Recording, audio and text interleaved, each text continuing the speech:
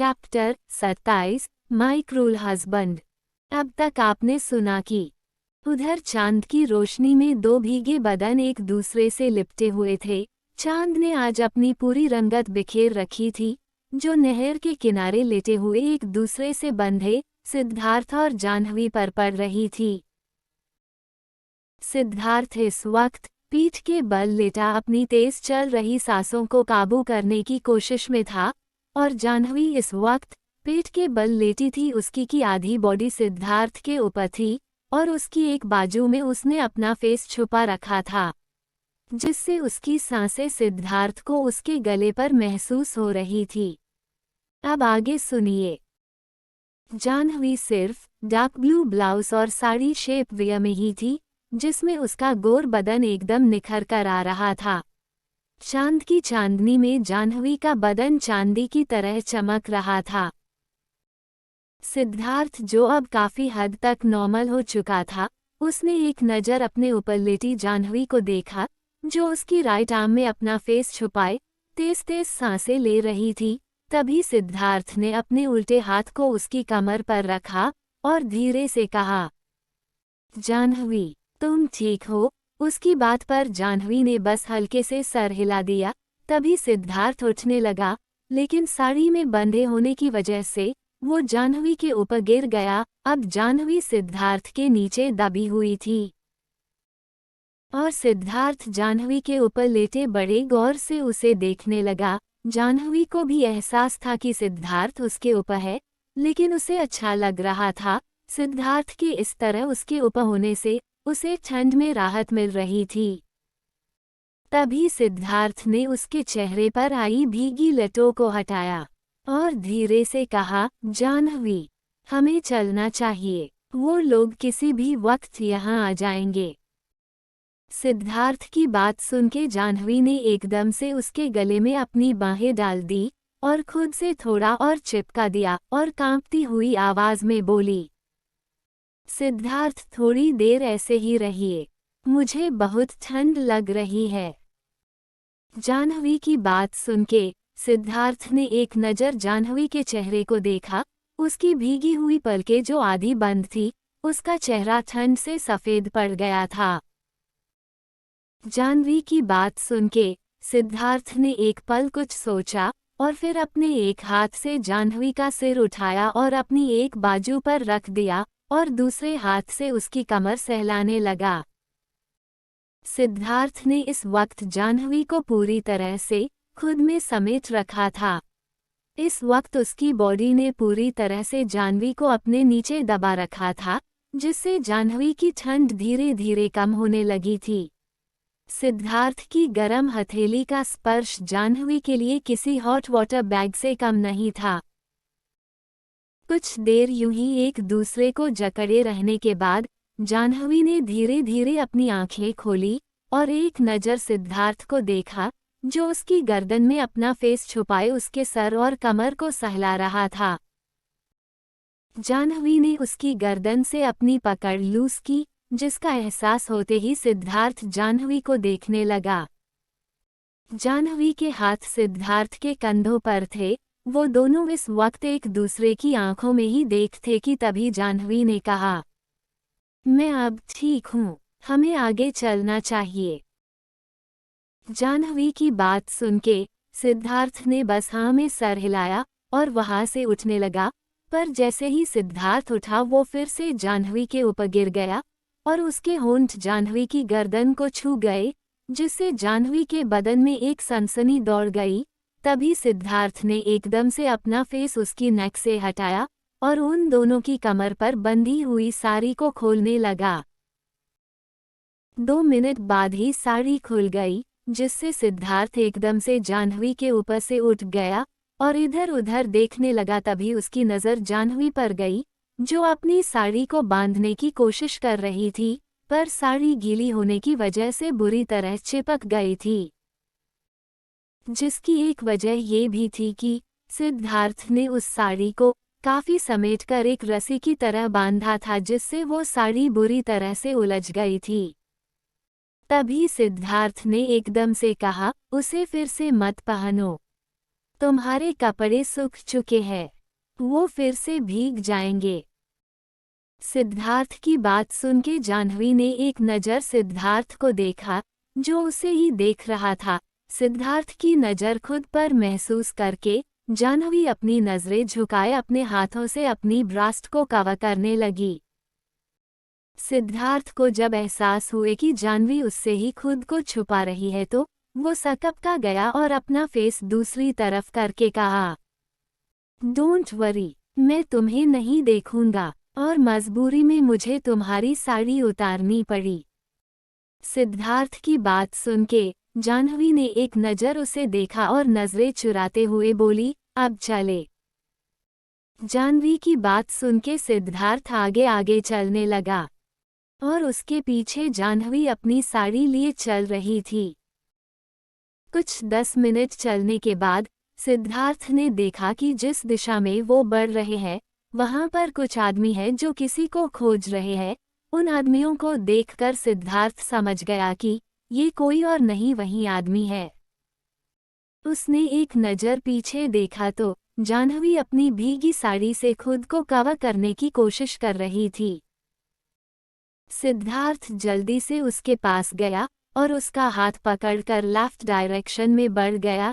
जाह्नवी और सिद्धार्थ के निकलने के 2 मिनट बाद ही वो सारे आदमी उसी जगह पर आ गए। तभी उनमें से वही आदमी बोला, ढूंढो उन्हें, वो यहीं कहीं है। मेरी आंखें धोखा नहीं खा सकती, मैंने उनकी परछाई देखी थी। उस आदमी के कहते ही सारे आदमी इधर उधर घूम घूम कर सिद्धार्थ और जाह्नवी को देखने लगे। उधर सिद्धार्थ जल्दी जल्दी जाह्नवी का हाथ पकड़े चल रहा था कि तभी उसकी नज़र एक जगह और गई जहां काफी ज्यादा गीली मिट्टी पड़ी थी और उसका काफी बड़ा ढेर बना हुआ था जिसके ऊपर एक विशाल बरगद का पेड़ था। सिद्धार्थ ने एक नज़र उसके आसपास दौड़ाई और जाह्नवी का हाथ पकड़ के उसी जगह बढ़ गया।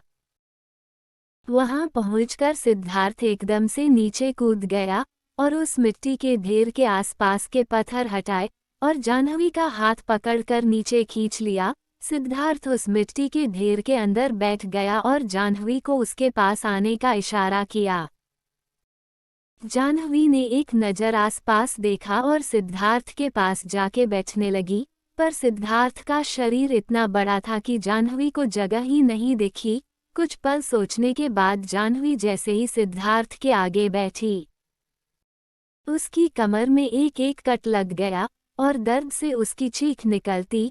उसके पहले ही सिद्धार्थ ने उसके मुंह पर अपना हाथ रखा दिया और अपनी आंखों से पास में दिख रही परछाई की ओर इशारा किया। सिद्धार्थ ने एक नज़र जाह्नवी की कमर को देखा जिसमें कट लगने से खून आने लगा था और फिर उसकी नज़र पास में पड़ी एक नुकीले पत्थर पर गई जो एक चट्टान जैसा दिख रहा था। सिद्धार्थ ने अपना एक हाथ जाह्नवी के मुंह पर ही रखा और दूसरे को उसकी कमर में लपेट दिया और अपनी हथेली से उसके कट को कसकर दबा दिया जिससे खून ज्यादा ना निकले। जाह्नवी जिसकी पहले से ही हालत खराब थी, ऊपर से ये चोट उसकी और हालत खराब कर रही थी। वो इस वक्त सिद्धार्थ से एकदम चिपक कर बैठी हुई थी, उसकी पीठ एकदम सिद्धार्थ के सीने से लगी हुई थी। उसकी चोट में बहुत दर्द हो रहा था, उसकी आंखों से आंसू बह रहे थे जो सिद्धार्थ के हाथ पर पड़ रहे थे। सिद्धार्थ भी समझ रहा था कि जाह्नवी को दर्द हो रहा है, पर वो इस वक्त यहाँ से निकल नहीं सकते थे। तभी उन दोनों के कान में उन आदमियों की आवाज़ आई, जल्दी ढूंढो उन्हें, अभी ज़्यादा दूर नहीं गए होंगे। ऐसा कहके वो आदमी इधर उधर देखने लगे।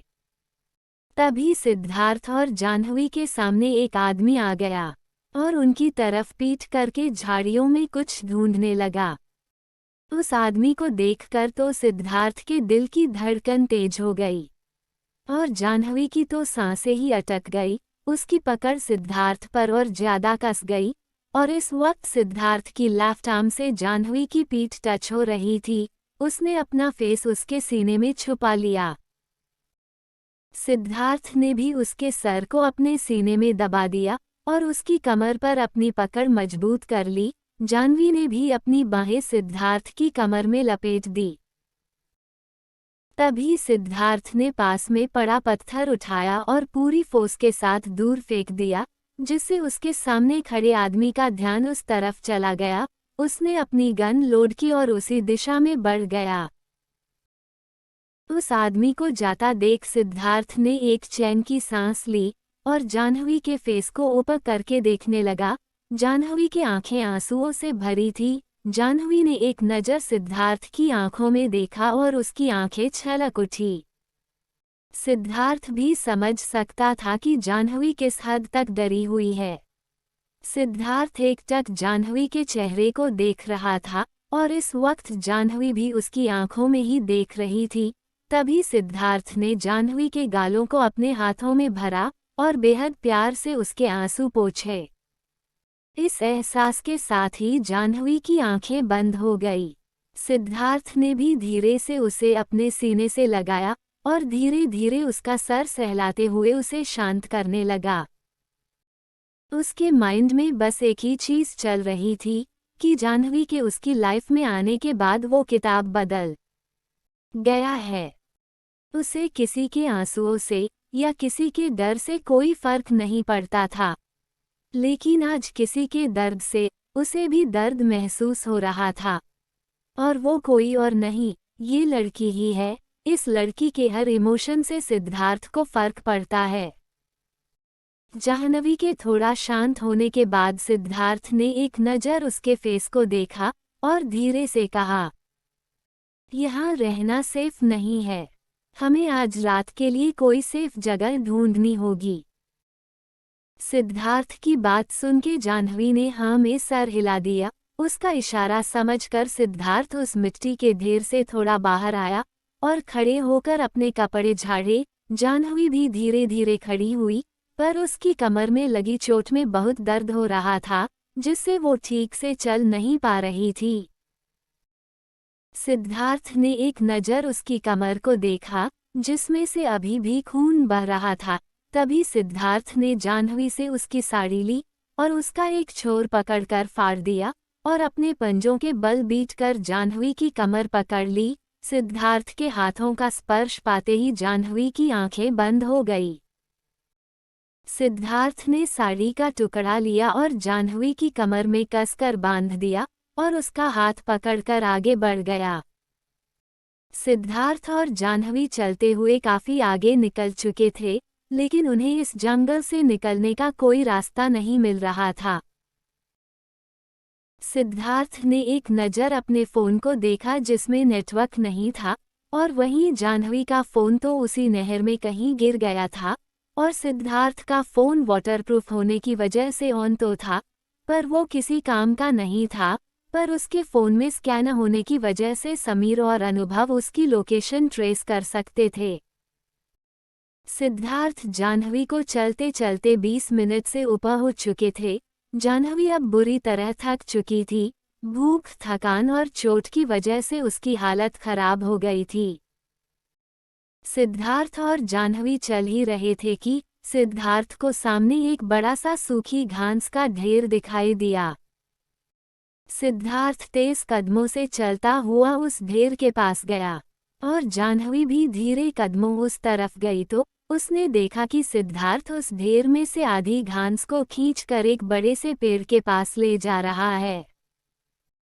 जाह्नवी उसके पास गई और उसे देखने लगी कि सिद्धार्थ करना क्या चाहता है। सिद्धार्थ उसे आधे घास के ढेर पर चढ़ाया और उस पेड़ पर चढ़ गया। उसने पेड़ की 3 मजबूत टहनियों को पकड़ा और साथ के पेड़ की टहनियों में उलझा दिया और हाथ के इशारे से जाह्नवी से उसकी साड़ी मांगी। जाह्नवी ने भी कंफ्यूज नज़रों उसे देखते हुए अपनी फटी हुई साड़ी उसे दे दी, जिससे सिद्धार्थ ने दोनों पेड़ों की उलझी हुई टहनियों को मजबूती से बांध दिया और उस पेड़ की कुछ मजबूत बेलों को उनमें लपेट दिया। अब सिद्धार्थ दोनों पेड़ों के बीच उन टहनियों पर खड़ा होकर देखने लगा कि ये उन दोनों का वजन रात भर झेल पाएगी या नहीं। पर सिद्धार्थ की उम्मीद के उल्ट ये टहनियाँ काफ़ी ज़्यादा मजबूत थी। जिसका एहसास होते ही सिद्धार्थ ने एक सुकून की सांस ली। उसने एकदम धीरे से जाह्नवी से कहा, मुझे थोड़ी थोड़ी ग्रास दो। जाह्नवी भी अब तक समझ गई थी कि सिद्धार्थ क्या कर रहा था। उसने उस घास के ढेर में से कुछ ग्रास सिद्धार्थ की तरफ बढ़ा दी। सिद्धार्थ ने भी उसे अच्छे से उन टहनियों पर फैला दिया। एक बार और जाह्नवी ने सिद्धार्थ को घास दी, जिसे सिद्धार्थ ने अच्छे से टहनियों पर बिछा दिया। सिद्धार्थ ने किसी भी तरह से रात के लिए एक मजबूत जगह ढूंढ ली थी।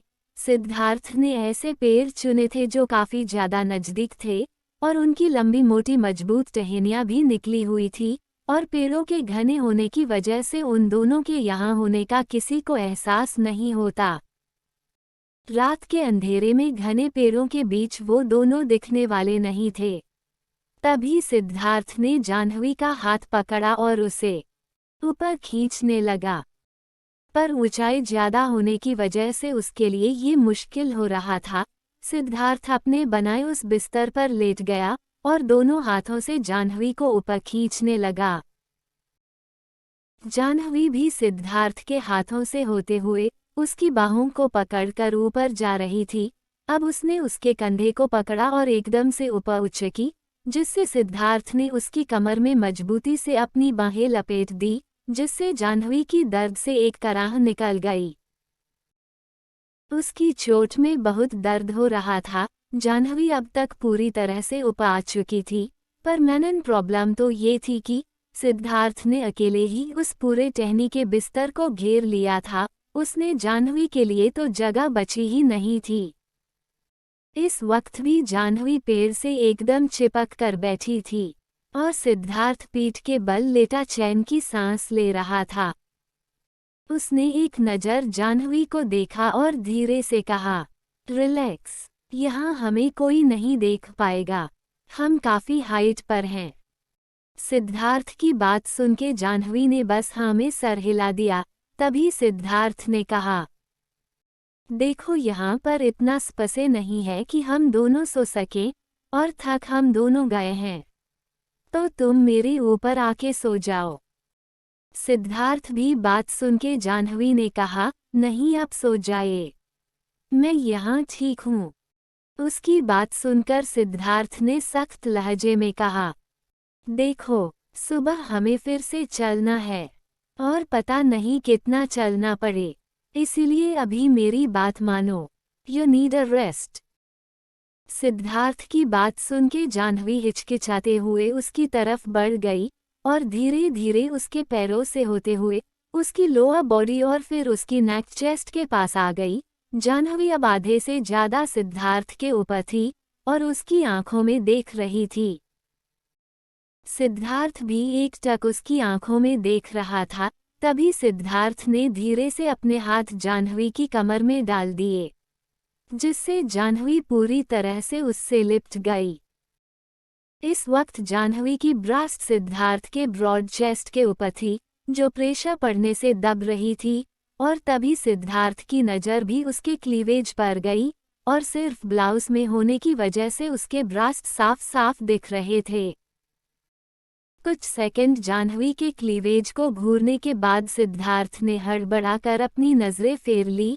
जाह्नवी ने भी सिद्धार्थ के लेफ्ट कंधे पर सर रखकर अपनी आंखें बंद कर ली थी, पर जाह्नवी के इस तरह उसके ऊपर होने से सिद्धार्थ के दिल में हलचल होने लगी थी।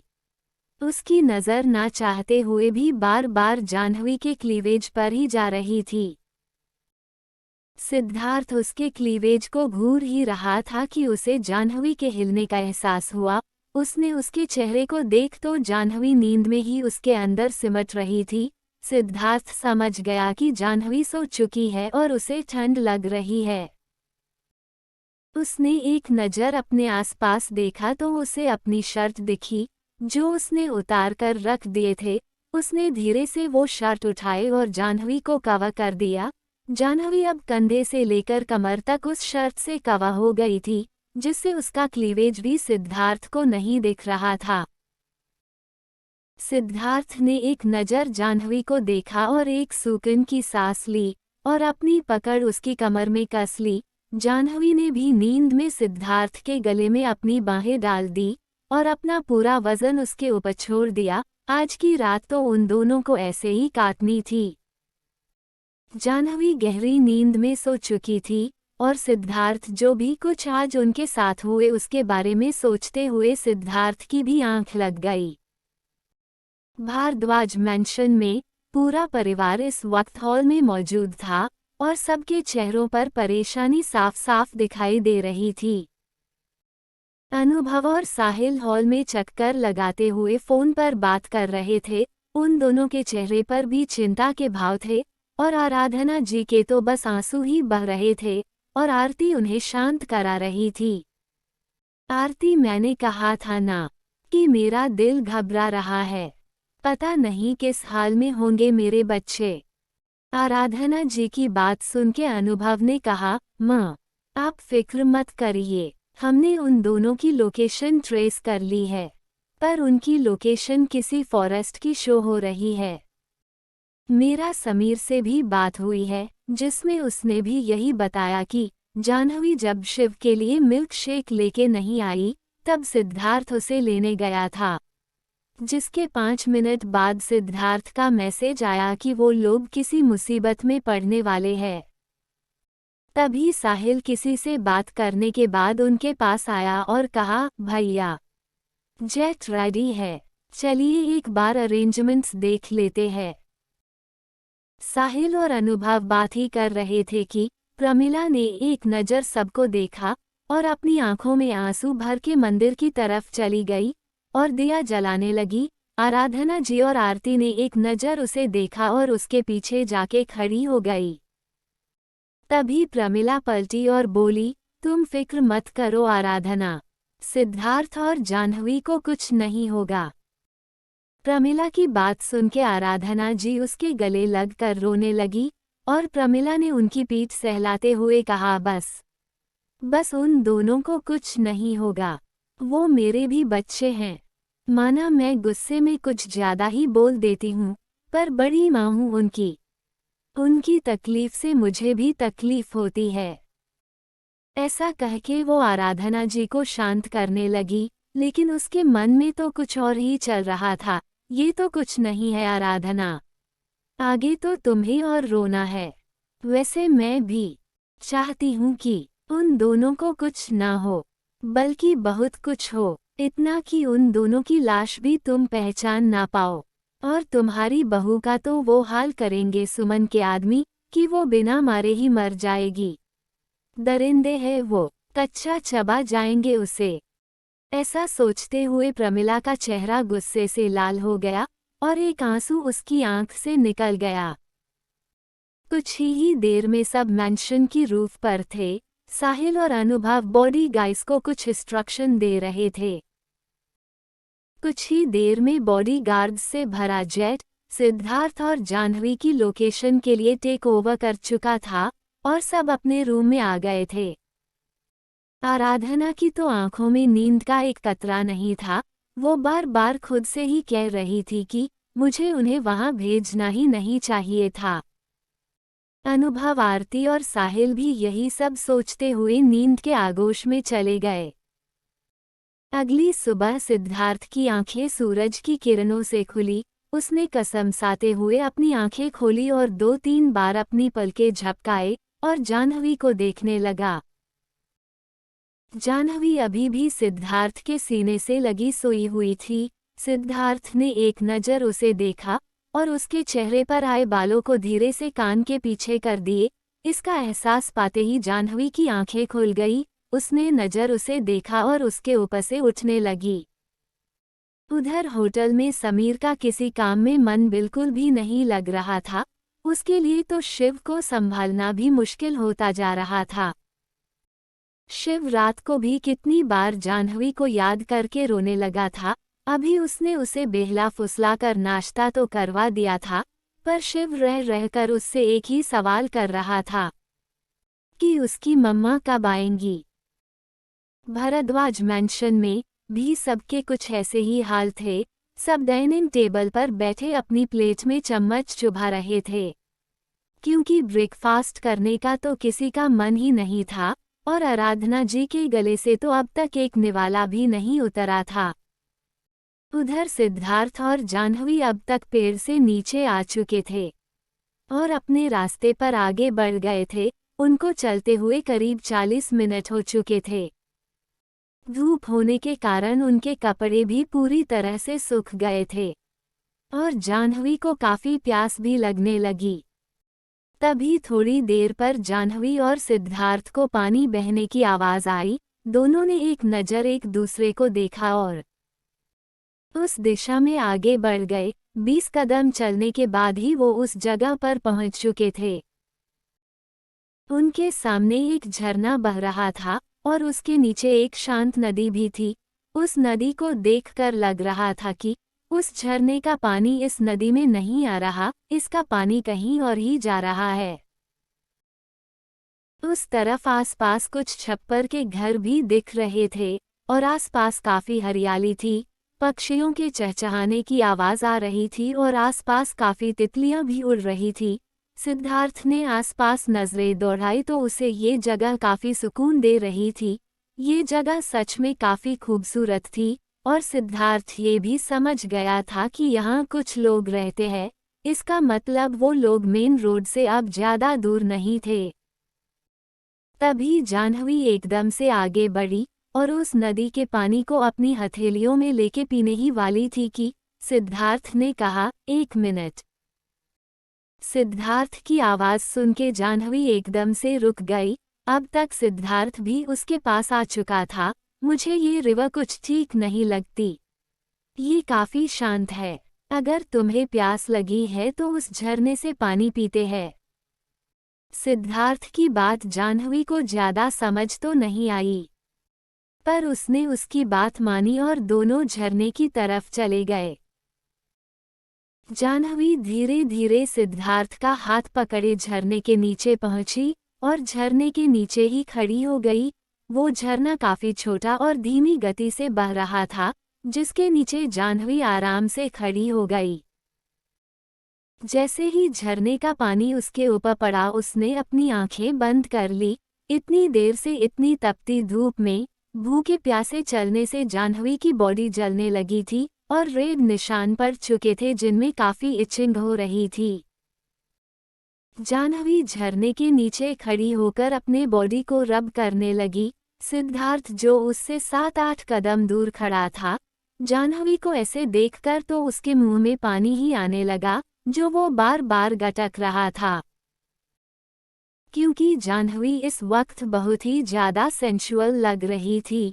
डीप ब्लू ब्लाउज और साड़ी शेप वेयर में वो किसी अप्सरा से कम नहीं लग रही थी।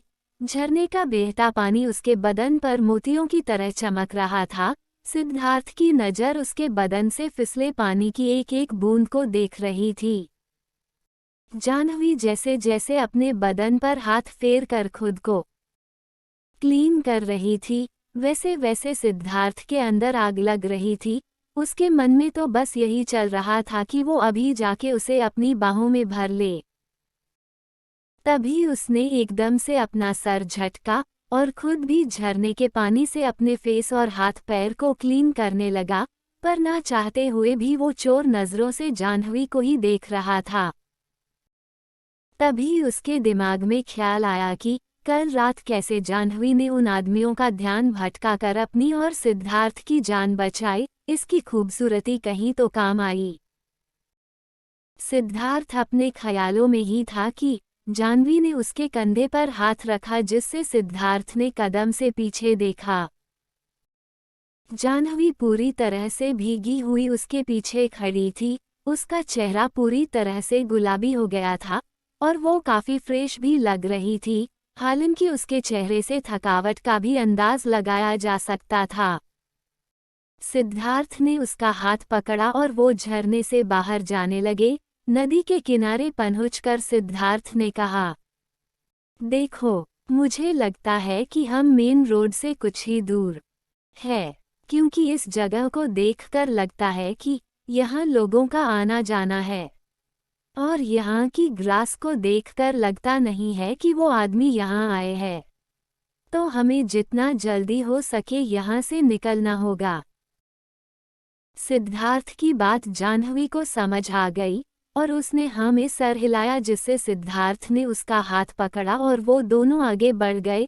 कुछ कदम चलने पर सिद्धार्थ को एहसास हुआ कि वो जिस जमीन पर चल रहे हैं वो जमीन मिट्टी की नहीं है और काफी सख्त है। ये एहसास होते ही सिद्धार्थ ने जाह्नवी के हाथ पर अपनी पकड़ कसी और कहा, जल्दी चलो, हम सही जा रहे हैं, बस कुछ दूर और। सिद्धार्थ की बात सुन के जाह्नवी कंफ्यूज नजरों से उसे देखने लगी। पर आपको कैसे पता? नीचे देखो, यहाँ मिट्टी नहीं है और ये जगह काफी हार्ड है, इसका मतलब कि हम पक्की सड़क पर हैं।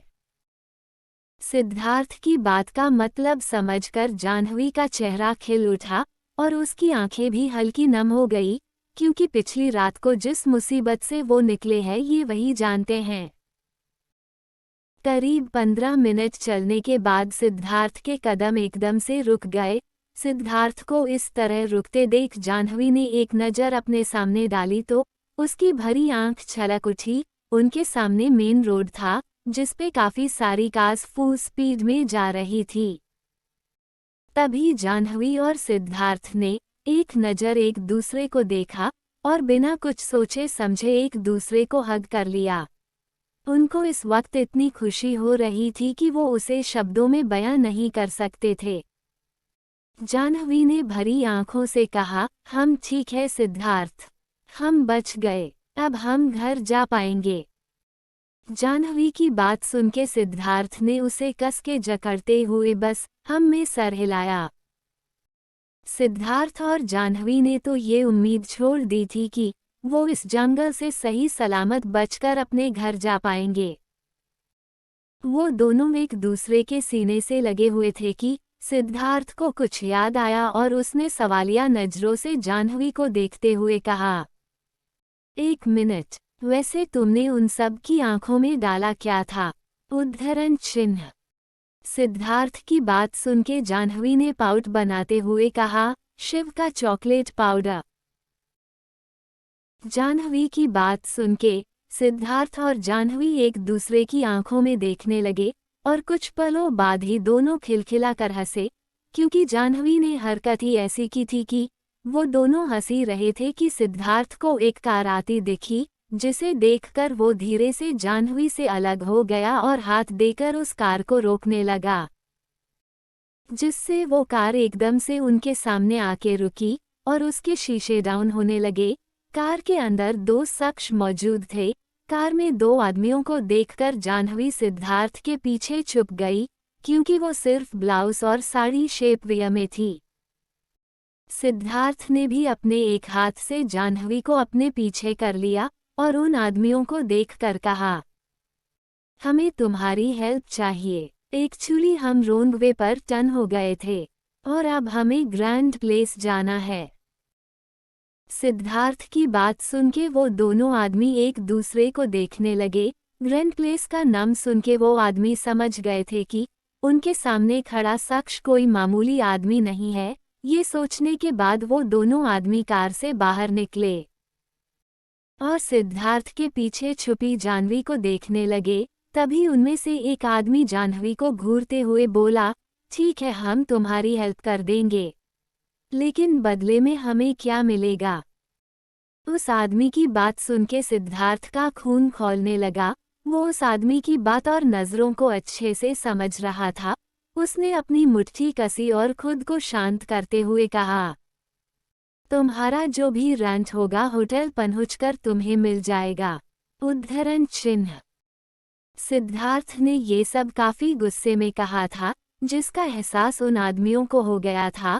फिर उसी आदमी ने एक नज़र जाह्नवी पर डाली और कहा, वैसे ये कौन है? She is my wife. Siddharth की बात सुन के उन आदमियों ने कुछ सोचते हुए कहा, ओके, आप दोनों बैक सीट पर बैठ जाओ।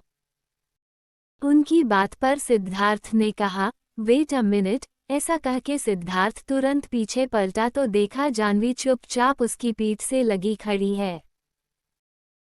तो दोस्तों, अब कहानी में आगे क्या होने वाला है? क्या जाह्नवी और सिद्धार्थ एक बार फिर से किसी मुसीबत में तो नहीं फंसने वाले हैं। आपको क्या लगता है क्या होने वाला है आगे जानने के लिए सुनते रहिए माय क्रूल हस्बैंड।